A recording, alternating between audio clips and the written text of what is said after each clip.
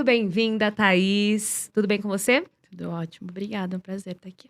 Ah, imagina, a gente que agradece. Muito obrigada pela presença, por ter aceitado o convite. Thaís, você é médica psiquiatra e psicoterapeuta, certo? Isso, eu sou psiquiatra formada pela USP, estou terminando o ano adicional em psicoterapia e já trabalho com as duas coisas atualmente. Que legal, e você consegue fazer aí as duas coisas. Que bacana. Ô, Thaís, esse episódio eu acho que ele é muito especial e é muito importante, porque a gente tá aqui no comecinho do ano, né? Onde a gente fala muito, sobre o ano, né? Sobre tudo, metas, Uhum. saúde, enfim. E é um período, acho que, de muita reflexão, né, para muita gente ali. O período de final de ano e começo de ano é esse período muito reflexivo para muita gente, né? Sobre a existência, os sentidos, os propósitos, os objetivos. E é justamente por isso que eu acho que tem uma campanha muito importante que você vai falar pra gente um pouco sobre ela, sobre conscientização do cuidado, da saúde mental, né. E normalmente isso às vezes acaba sendo até um tabu, né, o cuidado não só mental, cuidado mental e emocional, né. Uhum. É a campanha chamada Janeiro Branco, é isso mesmo? É isso mesmo, como você falou, as pessoas aí no finalzinho de ano começam a pensar o que que elas vão fazer de diferente, né, e janeiro é onde você tem mais ânimo de começar a colocar em Sim. prática, né. Então o janeiro branco ele vem para ajudar a gente a pensar: "O que que eu vou fazer de diferente nesse ano?", pensando também na saúde mental, porque é algo extremamente necessário e que ajuda quando a gente separa em passos, né. Quando a gente separa, a gente consegue começar devagarinho com cada uma das coisas e fica mais fácil. Perfeito. Então vale a pena. Thaís, eu falei na abertura que existe um tabu sobre esse Uhum. assunto. Você, como especialista no assunto, ainda sente realmente que existe um tabu em falar sobre saúde mental? A gente viu uma melhora depois da pandemia, porque foi uma época que, por conta do lockdown, as pessoas começaram a olhar mais para si mesmas.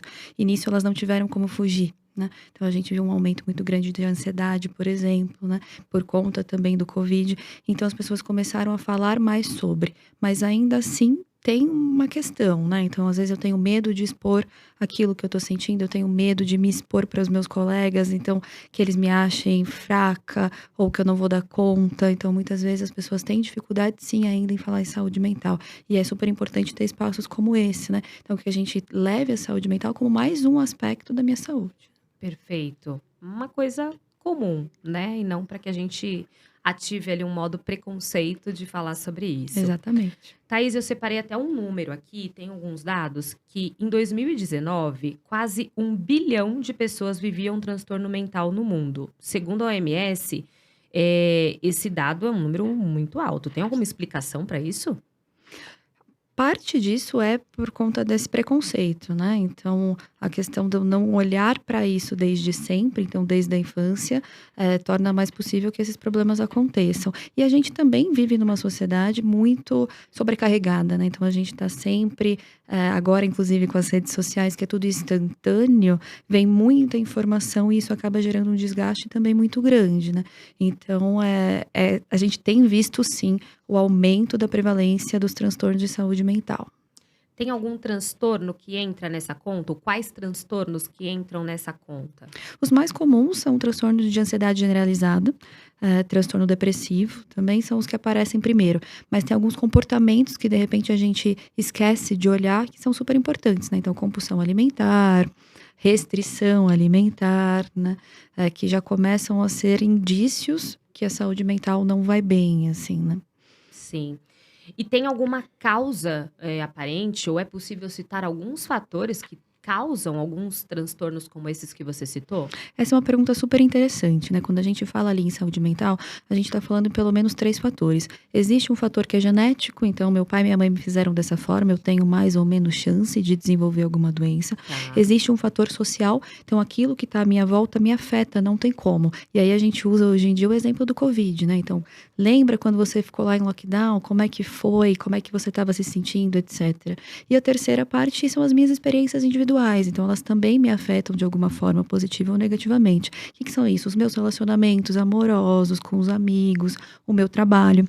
E a junção desses 3 fatores me levando mais próximo da saúde mental ou do adoecimento, né. Então é multifatorial que a gente costuma falar. Sim. Você falou aí sobre a Covid já algumas vezes e a gente, bom, acho que todo mundo de alguma forma viveu, né, isso ali. Se não viveu a pessoa, né, se não viveu quem tá assistindo e ouvindo a gente, se não viveu pessoalmente, viveu com alguém da família, com alguém muito Uhum. próximo, né. Tem mais um dado aqui da OMS que no primeiro ano da pandemia de Covid-19, os casos de ansiedade e depressão aumentaram em 25% no mundo. Essa explicação foi só o medo da doença, o fato de das pessoas terem ficado reclusas? Existe uma explicação para isso ter aumentado tanto? A gente acabou de falar dos aspectos sociais e individuais, né, então imagina que quando a gente tá ali no lockdown, a gente não tem essa vivência social que é tão importante para a manutenção da nossa saúde mental. Então esse aumento é muito visível por conta disso. E isso afeta até as crianças, os adolescentes, né, para de ir para a escola, não tem mais trocas sociais. O ser Sim. humano é um ser social. Né, na sua essência. Então, esses são os principais fatores. Mas é claro que quando eu estou ainda impossibilitado de sair por uma doença, então algo que efetivamente pode afetar outros aspectos da minha saúde, o medo passa a ser algo muito importante dentro disso tudo. E você viveu alguma coisa dessa também, Thaís, com você mesmo ou ali na sua família? Eu acabei tendo uma crise de ansiedade, né, então a gente fala assim: "Nossa, né, médico não tem", né, as pessoas acham às Médico vezes não que a pode gente ter nada. e não é assim, né. Eu, por exemplo, em um momento da pandemia, a gente ficou ainda mais restrito, né, porque indo para o hospital, tendo contato com o Covid, a gente não voltava para ver a família, nem nada disso, né. E teve um dia, uma noite, que eu comecei a sentir falta de ar, comecei a me sentir estranha, né.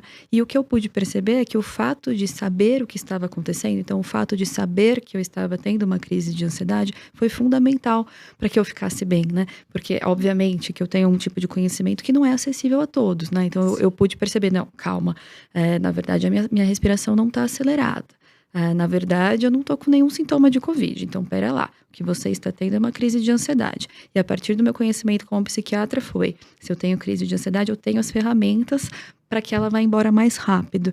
E eu comecei a perceber e levar para minha prática o quanto que o conhecimento, então, quanto explicar para os meus pacientes é super importante, né. Então que a ansiedade vai me causar, hã, sintomas físicos, então que eu posso ter um desconforto, um tremor, sudorese, etcétera, né. E também me levou a pensar, né, como que a gente precisa se preparar e se precaver, porque pode acontecer realmente com todo mundo. E a gente volta naquilo que você falou: "Poxa, tenho preconceito, tenho medo", e é isso, né, tá aí, não aconteceu comigo, pode acontecer com você, com outras pessoas, então o quão importante é a gente olhar para isso, né. Acho que é fundamental para quem está até assistindo e ouvindo a gente é identificar, a gente vai falar um pouco mais para frente sobre isso, mas talvez saber identificar, talvez isso que você trouxe muito bem, o conhecimento, né, o autoconhecimento, né, você se conhecer, Exatamente. conhecer o que está acontecendo, para que você tenha as ferramentas de passar por isso de uma forma mais saudável, de uma forma melhor, enfim, e até mesmo de buscar ajuda, né, Thaís, porque aí às vezes as Uhum. pessoas se negam a buscar ajuda por não ter conhecimento do que está acontecendo com elas, né, ou demoram muito, né, para reconhecer que precisam de ajuda de um profissional. Ô Thaís, me fala uma coisa, o que que significa, na verdade, exatamente ter saúde mental? Qual é o significado disso? Esse é um conceito muito legal, porque às vezes a gente pensa na saúde só como ausência de doença, né. E se você vai ver pela ONU, não é esse o significado.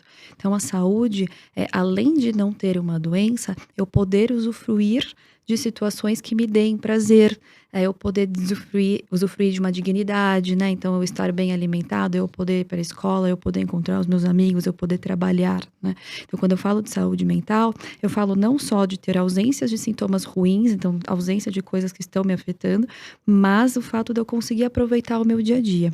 O que não quer dizer que a gente não tenha sentimentos negativos ao longo da nossa vida, ao contrário, a gente continua sendo gente, né. Então se algo ruim acontece, eu vou me sentir triste, vou me sentir ansiosa, vou me sentir frustrada, isso é o normal, mas que isso não persista, né. Então que isso não me deixe paralisada, que eu pare de aproveitar as coisas que acontecem boas, de boas para mim, né. Então essa é a principal diferença, que as coisas, os sentimentos ruins eles aparecem, mas eles vão embora, né, acho que esse é Perfeito. o principal. Muito legal isso que você trouxe, porque eu acho que as pessoas também às vezes acreditam que ser mentalmente saudável, se a gente pode dizer assim, é uma pessoa feliz o tempo todo, né? Que nada abala, que não existe tristeza, que ela não existe frustração, né? E não é isso, né? A Uhum, vida não é essa, né? exatamente. Mas que a gente consiga transitar pelas alegrias, felicidades, frustrações e tristezas com naturalidade, né, sem que isso afete na vida da pessoa, Que não seja perfeito. amplificado, né, então, tem algo que me acontece que tem um tamanho, que então que tem aquele tamanho, não vire algo gigantesco que eu pense que eu não vá conseguir atravessar, né. Acho que essa é a principal diferença, porque se eu Sim, não sinto as coisas negativas, também não é saudável, né, como se eu simplesmente não ligasse pra nada. sim, perfeito. E essa saúde mental, ela impacta também na saúde física? Com Tem qual certeza. que é o peso disso, da saúde mental para nossa saúde física? Elas andam juntas, né, não tem como. Eu sempre falo para os pacientes assim: "Meu corpo age na minha mente age no meu corpo". E uma estratégia que eu uso para explicar, imagina você com gripe, você fica meio detonado, sem vontade de fazer as coisas, quer ficar deitado assistindo TV. E Sim, o contrário é verdade, né. Então se eu tô deprimida, eu não tenho tanta disposição para procurar as minhas atividades de prazer.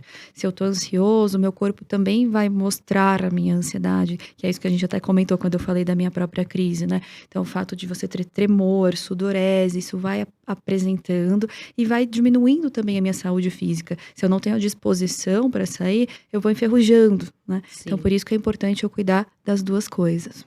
Existe de fato aquela questão que as pessoas falam que tem doenças somáticas, né, que a pessoa somatiza coisas ali e que aparece diretamente no físico, Uhum. né. Às vezes pessoa que tem alergia, aparecem manchas na pele, isso existe de verdade. Isso existe, a gente aprende bastante também durante a faculdade, que a gente está muito acostumado a falar das coisas mais básicas, né, então da ansiedade que você tem, isso que eu já acabei de falar, a depressão que de repente você fica desanimado, mas tem outras coisas que podem sim acontecer que tem o fundo emocional, a alergia é uma muito comum, né, não é que a saúde mental é que vai dar esse start do nada, tem aquele componente genético que a gente sabe que é mais suscetível ou não, mas que o fato do estresse ele é inflamatório, o estresse em si, né, então quando a minha saúde mental está prejudicada, eu tô mais inflamatório e isso acaba se extravasando, né. Então eu tenho mais sensibilidade à dor, então isso significa que eu sinto mais dor do que antes. Eu tenho mais alergia mesmo, eu tenho mais coceira, isso acontece. Que legal, como a gente pode, com a mente, mudar todo o nosso corpo, né, ou seja, Uhum. não dá para dissociar mesmo, né. Não, não tem como dissociar.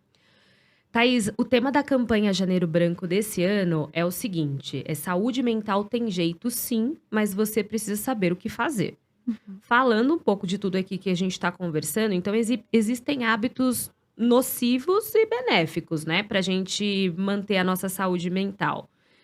Que seriam esses hábitos que podem, de repente, ser nocivos para nossa saúde mental?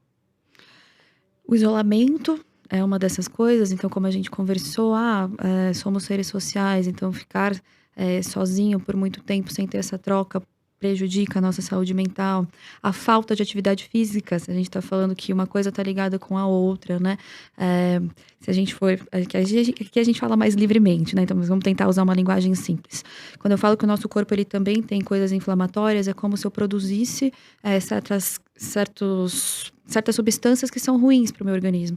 Então, se eu não coloco a máquina para funcionar, eu não consigo eliminar essas substâncias, né. E é normal, né, meu corpo ele vai produzir tanto as substâncias boas quanto as substâncias ruins, né. E então se ela não funciona, isso não é eliminado, isso não sai. Então a falta de atividade física é uma das coisas mais importantes também para manutenção da minha pra doença mental, dessas questões, né. Quando eu faço atividades, eu consigo eliminar, eu consigo produzir também substâncias que são positivas, né. Então esse é um hábito super importante. De outras coisas negativas, uma alimentação ruim também é negativo, também uma alimentação ruim é inflamatória, né. Então Sim, piora a dor, piora o desânimo, é outra questão. Não ter atividade de prazer, e sim, isso é muito individual, né, o que eu faço para o meu prazer é diferente do que você faz para o seu prazer, né. Mas que a gente precise ter na nossa rotina aquelas coisas que a gente gosta, né. sim. A sobrecarga de trabalho, não tem como, né, se eu não tenho um tempo reservado para mim, se eu não durmo bem, tudo isso vai prejudicando a minha saúde física e a minha saúde mental, as 2 ao mesmo tempo, né. Sim. E acho que fica claro a gente pensar aqui nos benéficos, né, no que pode os opostos do que você disse, né. Então uma Ah, alimentação balanceada, a prática de atividade física, noite de sono, carga horária de trabalho, tudo isso pode influenciar beneficamente para que eu me mantenha saudável mentalmente, né, e fisicamente, já que eles estão Uhum. totalmente ligados, né, interligados ali. A gente tem às vezes umas manias de isolar, né, minha mente e meu corpo, né, não dá muito. Não dá, não funciona. É exatamente isso, é exatamente o oposto, né. Então eu vejo aquilo que tá me fazendo mal, eu faço o contrário, pronto, vai me fazer bem.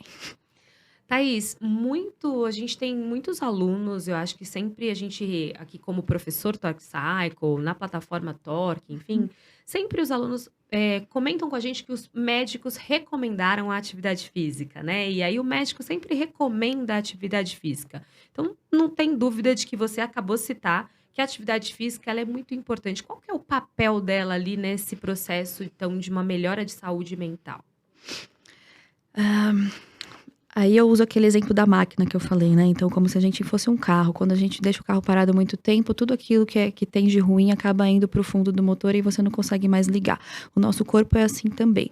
Então dentro da atividade física, além de eu conseguir, com a contração muscular, fazer com que o meu músculo seja mais irrigado, então, todo o meu corpo vai ter uma melhor distribuição e vai conseguir limpar aquelas coisas ruins que eu produzi, que a gente fala dessas células pró-inflamatórias, eu também tenho a produção daquilo que é bom. Então, quando a gente usa, por exemplo, os antidepressivos, ansiolíticos, eles são basicamente, estão lidando basicamente com a serotonina e a noradrenalina. E a serotonina é uma dessas substâncias que eu produzo na atividade física, né. Então eu tenho também as endorfinas, que diminuem a sensibilidade à dor e tudo isso, né. Então, a atividade física, ela entra como um promotor, né, de produção daquelas coisas que são boas para minha mente. E elas também entram como uma possibilidade de eliminar aquilo que o meu corpo produz e que não é tão bom assim, né. E aí, fora também a questão própria, né, do físico mesmo, né. Então quando eu perco peso, eu tenho menos também atividade inflamatória. Não só isso, porque a gente não fica baseado nessa parte que parece que é só estética, né, não Sim, é só não, isso. total. Mas o fortalecimento em si, né, quando eu falo perder peso, eu falo muito mais na troca, né, de ter uma musculatura mais fortalecida e com isso eu poder me locomover melhor, eu Sim. ter uma melhora da minha autoestima, porque eu tô desempenhando melhor, tô com menos falta de ar, no sentido de que tô menos cansado, né. Então tudo isso vai agindo também na minha saúde mental, né. E a atividade física ela pode estar ali composta dentro de um plano de tratamento, dependendo do caso, de cada paciente, enfim. Mas ela pode, às vezes, a pessoa até faz uso de algum medicamento, mais pratica atividade física, mais cuida da alimentação. Dentro da psiquiatria, a gente sempre indica atividade física pensando nisso que a gente acabou de falar. Então, na produção, no auxílio da produção da serotonina. Até pensando quando eu quero tirar o meu remédio, né? Porque quando a gente pensa na entrada de uma medicação, a gente pensa também na saída. Então, eu tô precisando de algo a mais para esse momento que eu não tô dando conta. Como é que eu vou fazer para reestruturar a minha vida e eu conseguir dar conta dessa produção? Então, eu tenho que tirar aqueles fatores que são estressores, claro, mas eu tenho que colocar novos fatores que me ajudem nessa produção. E aí, nessa ajuda, a atividade física é essencial, porque é o que a gente tem comprovado, né? Junto com a atividade de lazer também. Mas Sim. quando a gente vê, porque a gente consegue medir, a atividade física é que aparece primeiro, né? Que Então a gente legal. sempre vai indicar atividade física, sempre. Então a gente tá sempre falando para o paciente, começou, e começou, e começou. E também porque atividade física é algo que não é uma coisa só, né? Aqui a gente fala muito da questão da bike, mas a gente tem muita coisa que a gente pode fazer, né? Sim. E cada um vai ter uma preferência, né? Então eu posso gostar mais de nadar, posso gostar de fazer yoga, posso gostar de correr, né? E todos eles vão ter benefício nessa produção que a gente fala, dessas substâncias que me auxiliam a sensação de bem-estar. Que legal. Para você que está ouvindo e assistindo a gente, que ainda não iniciou o seu projeto agora em janeiro de iniciar atividade física, mais um motivo, ou melhor, um bom motivo, né, Thaís, para iniciar, sair do sedentarismo de vez em prol de uma saúde global, né? Não só física, mas uma saúde mental. Com certeza. Thaís, e você mesmo pratica atividade física também, né? Tô sabendo aqui. Pratico.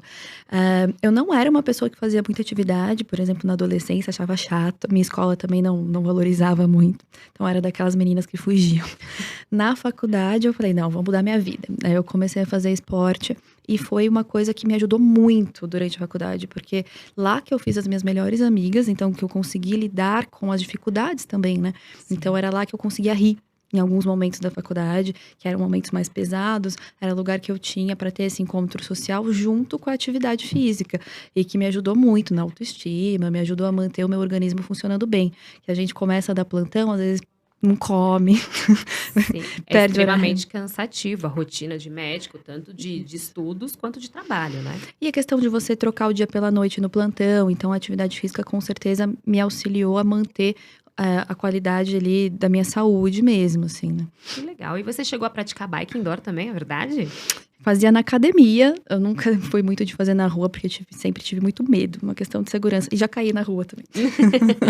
Então, por A isso, bike indoor era mais seguro, era um jeito de pedalar com segurança. com segurança. E a bike, pra mim, era aquilo do tipo que a gente fala, às vezes começar é chato, né? E era mesmo, pra mim, nesse sentido. A bike não era uma atividade que era gostosa de começar, mas toda vez que eu saía da aula, eu me sentia melhor, né? Tem a recompensa imediata, que é conseguir completar. Conseguir completar, você Sim. já se sente melhor. Mas mesmo fisicamente, né? Então me fazia ficar mais fortalecida, então valia muito a pena. Às vezes a gente brinca aqui e fala, é estranho a gente só falar, a pessoa precisa vivenciar. Uhum. Não é confortável, os primeiros 5 minutos dá uma vontade de desistir, mas só quando você conclui uma atividade que você se dispôs a fazer, é que você sente todos esses benefícios que você explicou muito bem, né. Acho que todos essas substâncias aí sendo geradas, aí Uhum. aumenta a sua disposição, você sai mais leve, melhora uma porção de coisas, É né. exatamente isso, porque quando a gente fala nessa produção, essa produção não é imediata, por isso que também os médicos falam, você precisa fazer pelo menos 45 minutos, 3 vezes por semana. Isso tem explicação, que é porque se eu faço 5 minutos, eu tenho uma produção muito baixa, se eu consigo manter os 45 pelo menos, essa produção vai ser maior. Então eu vou ter essa sensação no final do exercício, não vai ser no Sim, começo, né. Então eu sempre falo aos meus pacientes também, eu sei, no começo vai ser é chato, difícil, você mas precisa se persiste. arrastar, você precisa subir na bike, mas quando você sair, você vai sair muito melhor, acredita. Depois a gente começa a ficar fã, né, dessa sensação. E as pessoas elas percebem, elas voltam, elas falam exatamente isso: "Ai, é, você me falou que ia ser chato, foi no começo, mas que ficou muito bom, você tem razão, tô com Que mais legal. fôlego, tô dormindo melhor", É. né. Isso é muito importante, troquei a alimentação, isso também ajuda muito, né. E muitas vezes também, poxa, tô vendo o resultado no espelho, tô me sentindo melhor, tô conseguindo usar roupas que eu não conseguia antes, então a Isso é autoestima ótimo. também aumenta muito, isso é super legal. Thaís, a gente sabe que às vezes é difícil, não pode se autodiagnosticar, mas existem sinais que a gente pode perceber que a gente não está mentalmente bem? Sem ser um autodiagnóstico, mas um sinal de que eu preciso de ajuda, porque eu não estou mentalmente bem. Talvez o primeiro seja aquela questão que a gente falou de repente, parecer que as coisas têm um tamanho maior do que elas realmente têm.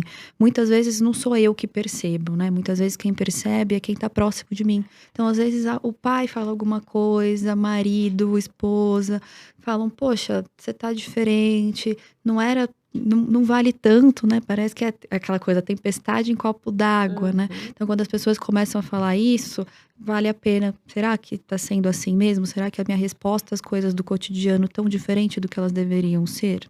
Né? Isso é uma das coisas. Dificuldade de pegar no sono. Então, eu sempre fui uma pessoa que dormi muito bem, era só deitar na cama que dormia. E agora não consigo mais. Estou com muitos pensamentos, né? Essa também é uma outra questão. Perda de apetite súbito, né? Então, me alimento muito bem, do nada não tenho vontade de comer, né? Ou ao contrário, estava me alimentando bem, agora não consigo parar, estou precisando Come mastigar muito. sempre alguma coisa. Também é um sinal que vale a pena procurar, né. Irritabilidade, então assim, não consigo, cuido dos meus filhos e aí de repente não aguento mais, saio gritando porque não aguento mais estar ali presente com eles, né. Isso é legal de falar, porque às vezes a gente pensa: "Ah, depressão é a pessoa que não sai da cama", também, né. Tem um tipo de depressão que realmente é isso que acontece, mas tem outras formas de depressão e ansiedade e outras coisas aparecerem. A verdade é que as doenças mentais, né, a saúde mental e as doenças em si, elas não têm uma mesma cara nas mesmas pessoas, né. Às vezes a pessoa Exatamente. tem um distúrbio ali que, né, não é uma coisa recorrente que a gente sempre imagina, falar: "Mas ele não tá deprimido, ele sorri", né. As pessoas falam: "Ah, mas está trabalhando igual", mas eu preciso viver, de alguma forma eu preciso ganhar um salário. Então as pessoas elas acabam fazendo algumas coisas, mesmo doentes, né. Então é Sim, importante sim olhar para si, né. E fazer essa pausa para olhar para si, né, que às vezes você fala: sim. "Ah, eu tô só funcionando no automático, então eu nem percebo que eu tô doente", né. Então você poder olhar e perceber que tá diferente é muito importante. E eu falei na minha pergunta anterior sobre o autodiagnóstico. Eu acho que isso é muito preocupante, inclusive, se tratando de saúde mental principalmente. Você tem sentido muito isso, até nos seus atendimentos de consultório, com os pacientes, as pessoas que já acham que tem alguma coisa? A gente começou a ver isso com o Google, né, porque todo mundo olha no Google e já chega, meu Deus do céu, e é lógico que o Google vai aparecer aquilo que é pior, né, então vem: "Ah, é câncer", né, e às vezes não, né. E isso na saúde mental também é muito presente, e principalmente agora com o Instagram, né. Então é uma coisa que a gente precisa tomar muito cuidado, porque, nem sempre os profissionais que estão ali estão preocupados realmente em passar uma informação. Claro que existem pessoas super competentes que estão ali produzindo mesmo conteúdo de qualidade, mas tem algumas pessoas que elas estão tentando vender um produto que são elas mesmas, né. Então muitas vezes, dão uma fórmula mágica que fala: "Ah, se você tem 5 desses 8 itens, pronto, tá dado o seu diagnóstico", Ah, né. Aí a pessoa chega pra gente e fica decepcionadíssima que não é. Mas o que acontece na saúde mental é que os mesmos sintomas, né, então, por exemplo, vou dar um que é muito comum, assim, falta de atenção. Tem muita gente vindo para o consultório e fala: "Ah, eu tenho TDAH, eu tenho TDAH". Mas a falta de atenção é uma coisa que aparece em vários, transtornos mentais. Porque se eu estou deprimido, eu tenho falta de atenção. Se eu tenho ansiedade, eu também tenho falta de atenção. Se eu tenho autismo, eu posso ter falta de atenção. E claro que tem coisas diferentes dentro dessa falta de atenção. Então não dá para chamar tudo de déficit de atenção, sim. né, de TDAH mesmo, né, não dar um nome do transtorno. Então é importante que eu procure um profissional para entender se faz sentido ou não. Eu falo para os pacientes: "Não, você pode buscar e deve buscar mais informação", porque como a gente falou no começo, a informação, ela Sim. garante que a gente lide melhor com as situações e com os próprios sintomas. Mas eu preciso validar aquilo com uma consulta presencial ou mesmo online, mas que seja para mim, seja individual, que entenda todos os meus aspectos, né. Então os meus aspectos genéticos, os meus aspectos sociais, individuais, que me olhem de verdade, né. Não dá para ficar achando que porque eu tenho um determinado sintoma, eu já tenho aquele outro transtorno, né. Isso é Perfeito. super, super importante. Existe algum momento ideal para procurar um psiquiatra ou um psicoterapeuta? São 2 coisas diferentes, né, então o psiquiatra ele vai entrar mais, quando eu vejo essa questão que eu não tô dando muito conta, né, então eu vou precisar ali de repente da ajuda de uma medicação ou não, né. O psicoterapeuta, a gente entra também como um auxílio, dentro dessas questões um pouco mais graves, mas a gente pode começar antes disso, né. Então a gente começa também, como uma facilitador desse olhar para si próprio, né. Então eu vou ter lá a minha hora sagrada uma vez por semana, onde a minha obrigação vai ser pensar em mim. E isso ajuda a enxergar os caminhos que eu estou trilhando e também os caminhos que eu quero trilhar. Me ajuda também a enxergar quais são os aspectos da minha personalidade que estão me ajudando a chegar naquilo que eu quero e quais que estão me atrapalhando. Então, nem sempre eu preciso ter uma doença mental para procurar uma terapia, né? Ao contrário, muitas vezes evita-se de chegar numa doença mental por conta da terapia. Eu, por exemplo, contei que eu tive a crise de ansiedade, eu tive. Eu não desenvolvi um transtorno de ansiedade. Obviamente, tem lá a questão do meu conhecimento, mas eu faço terapia há mais de 5 anos, né. Então poder levar essa situação, falar: "Gente, acho que eu preciso parar um pouco e me olhar de novo, porque Perfeito, estou ansiosa", e resolveu, né. Então perfeito, que são coisas diferentes que a gente consegue ali que servem para momentos diferentes também. perfeito. Thaís, a gente está se encaminhando para o final e eu queria que você nos ajudasse, acho que com uma dica e uma orientação muito mais. De repente, eu tenho alguém na minha família, um colega de trabalho, um amigo, meu namorado, meu marido, enfim. E eu tô percebendo ali que essa pessoa tem tido comportamentos diferentes, que essa pessoa não tá legal. Como que a gente pode fazer para ajudar essa pessoa? Como proceder quando você observa que alguém próximo a você precisa de ajuda? O principal é a escuta, né. Então é você se colocar disponível, né. Porque imagina que alguém que está em sofrimento que não está conseguindo te falar, porque você está me contando Sim, assim: "Olha, eu percebi que a pessoa tá daquele jeito, ela ainda talvez não tenha percebido".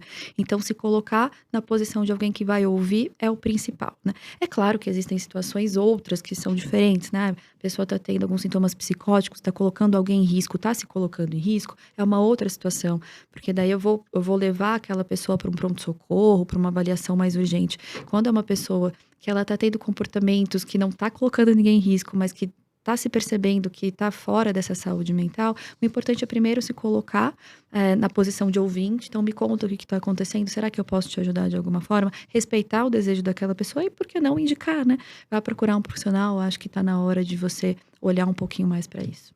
Perfeito. Muito esclarecedor esse papo. Eu acho que a gente quebrou realmente o tabu para quem está assistindo e ouvindo a gente sobre o que é saúde mental, sobre como tratar isso de uma forma séria, segura e ao mesmo tempo corriqueira, né? Sem Exato. aquela barreira de, ai, será que? Ai, que vergonha, ai, que medo. Thaís, a gente faz sempre uma brincadeira com os nossos entrevistados aqui no final da entrevista. Eu vou te falar 3 frases e você vai me responder com 1, 2 palavras o que vier na sua cabeça, tá Tá bom? bom. Pode ser? Medo. Vamos lá. Thaís, pra você a vida fica melhor quando? Quando eu como. Ah, que delícia! Thaís, o que que te faz perder o fôlego? Trabalho. Muito trabalho, né? Médico nem trabalha. Ô, Thaís, e o que que te mantém bem equilibrada? Atividade física. Ai, que incrível, gente. Tá vendo? A médica que pratica atividade física. Viu só pra vocês? Quer deixar suas redes sociais pra galera te seguir, ver alguma dica legal que você poste, alguma orientação? Eu não sou uma grande produtora de conteúdo, né? Como eu falei, eu acho que você tem que ter muita responsabilidade para isso, você tem que ter tempo, então você precisa pesquisar direitinho aquilo que você vai colocar. Sim, Eu tenho a minha rede social, que é muito mais para que, se precisarem entrar em contato comigo, podem achar o perfeito. meu nome, tá? Que aí é doutora DRA Thaís Muriel Marim, Thaís com H. Perfeito. E lá a gente consegue acessar você, tirar alguma dúvida, uma Isso. orientação, até mesmo entrar em contato. Isso, mandando ali mensagem pelo direct, aí consigo conversar, mas eu realmente não produzo muita coisa, porque eu acho que tem que ter muita responsabilidade. É verdade, é um assunto muito sério. Uhum. Muito obrigada mais uma vez pela sua presença, foi muito esclarecedora, muito obrigada mesmo. Espero que a gente consiga levar esse assunto para mais pessoas, aderir à campanha Janeiro Branco, pensar na sua saúde mental, na sua saúde por inteira, né? Com certeza, lembrar que tá tudo junto, né? Não tem Muito bem, jeito. muito bem. Espero que vocês tenham gostado bastante da nossa entrevista de hoje. Um beijo e até os próximos episódios. Tchau!